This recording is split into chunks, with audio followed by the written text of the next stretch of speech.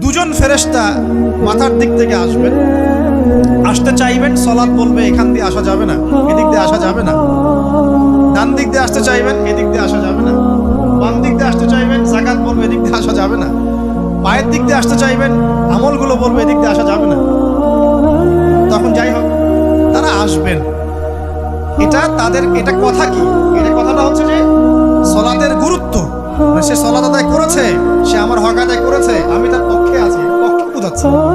রোজা বলবে আমি ওর পক্ষে আছি, তাকে আপনি কোনো শাস্তি দিবেন না, আমি তার পক্ষে আছি। আপনারা দুজন তাকে শাস্তি দিবেন না, আমি যাকাত তার পক্ষে আছি। এটা পক্ষে থাকার কথা। তারপরেও তারা আসবেন, চোখগুলো হবে নীল এবং কালো, নীলাভ চোখের, কালো। মুনকার নাকি উঠে বসিয়ে দেওয়া হবে। এবার তিনটা প্রশ্ন। প্রথমে প্রশ্ন হচ্ছে কি, মান রব, তোমার রবকে? তখন মুমিন বান্দা বুক ফুলিয়ে বলবে রব্বি আল্লাহ, আমার রবকে আল্লাহ। পৃথিবীতে যে ব্যক্তি আল্লাহর সাথে শিরিক করে নাই, আল্লাহর তাওহীদের উপর থেকেছে এবং তার উপরে মৃত্যুবরণ করেছে, ইনশাআল্লাহ সে ব্যক্তি এর উত্তর নির্দ্বিধায় দিতে পারবে। আর দুনিয়াতে যে বা যারাই আল্লাহর সাথে শিরিক করবে, আল্লাহর সাথে শিরকের পাপে লিপ্ত হবে, ওই অবস্থায় মারা যাবে, তাওহীদের উপর থাকবে না, কোশ্চিন কালেও মান রব্বুক উত্তর দিতে পারবে। তারপর প্রশ্ন হয়ে যাবে মা দিনুক, তোমার দিন কি ছিল? মুমিন বান্দা উত্তর দিবে কি, দিন ইসলাম, আমার দিন ছিল ইসলাম। এখানে শুনে রাখেন, পৃথিবীতে যারা ইসলামকে পরিপূর্ণরূপে পালন করবে তারাই এই উত্তর দিতে পারবে ইনশাআল্লাহ। যারা ইসলামকে ঠাট্টা বিদ্রুপের হাসি তামাশার পাত্র বানিয়েছে, মন চাইলে কিছু করি, মন চাইলে কিছু করি না, সহজগুলো একটু আমল করি, বাকি কিছুর আমল ধারি না, হ্যাঁ, নামাজ পড়ি, সুদ ছাড়তে পারি না, ঠিক আছে, বছর বছর উমরা করি, এদিকে ঘুষ দুর্নীতি ছাড়তে পারি না, ইসলামকে ঠাট্টা তামাশার পাত্র বানিয়েছে, এরা কোশ্চিন কালে উত্তর দিতে পারবে না। দিনে পরিপূর্ণরূপে ইসলামে প্রবেশ করতে বলেছেন আল্লাহ রাব্বুল আলামিন। যারা পরিপূর্ণরূপে ইসলামে প্রবেশ করবে এবং ইসলামের প্রতিটা মৌলিক বিধান মেনে চলবে, ইনশাআল্লাহ তারা এর উত্তর দিতে পারবে।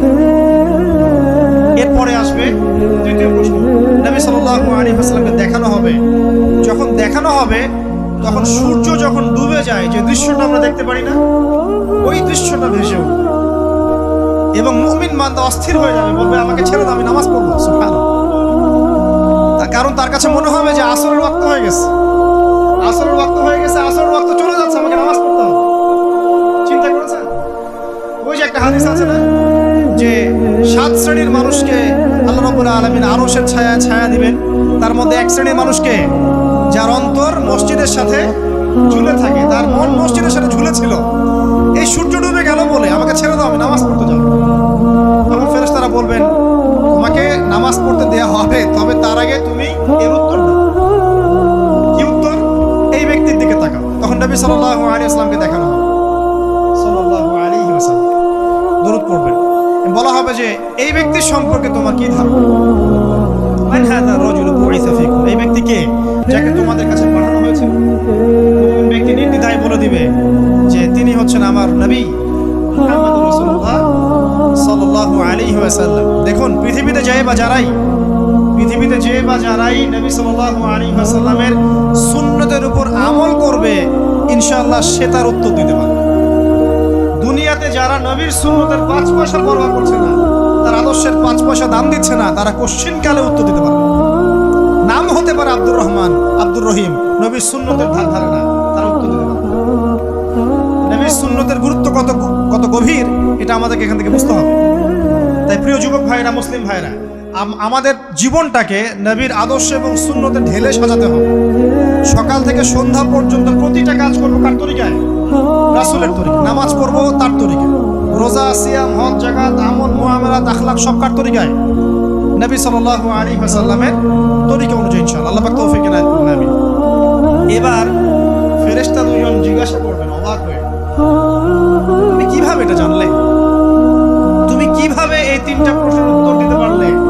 কারণ বেশিরভাগ মানুষ তো উত্তর দিতে পারবে না, বেশিরভাগ মানুষই এই উত্তর দিতে পারবে না।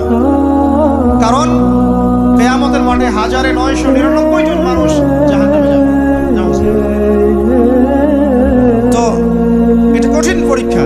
আল্লাহ রাসূল সাল্লাল্লাহু আলাইহি ওয়াসাল্লাম বলেছেন যে নিশ্চয়ই তোমাদেরকে এখানে পরীক্ষায় ফেলা হবে। পরীক্ষা জেনে তোমাদের মৃতদেরকে দাফন করা থেকে বিরত না থাকতে, তাহলে আমি তোমাদেরকে শুনিয়ে দিতাম কবরে কেমন পরীক্ষা হয়। মানে যদি আমরা শুনতে পারতাম যে কবরে কেমন পরীক্ষা হয়, আমরা ভয়ে আমাদের মৃতদেরকে দাফন পর্যন্ত করতাম। এটা নবীজি বলছেন সাল্লাল্লাহু আলাইহি ওয়াসাল্লাম। তাকে জিজ্ঞাসা করা হবে যে তুমি কিভাবে জানলে এটা? বেশিরভাগ মানুষ তো পারে না উত্তর দিতে। তখন সেই ব্যক্তি বলে বসবে, সেই ব্যক্তি বলবে যে করাতু কিতাব আল্লাহ, আমি আল্লাহর কিতাব এই কোরআন পড়েছি। মুমিন বলবে আমি আল্লাহর কোরআন পড়েছি, ফাআমানতু বিহি, আমি এর উপর ঈমান এনেছিলাম, ওয়া সাদ্দাকতু, এবং সত্যায়ন করেছিলাম। অতএব দুনিয়াতে যারা দ্বীনের জ্ঞান অর্জন করছে না, কোরআন পড়ছে না, হাদিস পড়ছে না, পড়াশোনার চেষ্টা করছে না, জানার চেষ্টা করছে না, কবরে পাওয়ার ডিফিকাল্ট আছে। এটা একটা অন্যতম প্রশ্ন। আমরা কিন্তু মনে করি 3টা প্রশ্ন হচ্ছে, আসলে প্রশ্ন হচ্ছে কয়টা? 4টা। 3টার পরে আরো একটা এক্সট্রা। কিভাবে জানলে?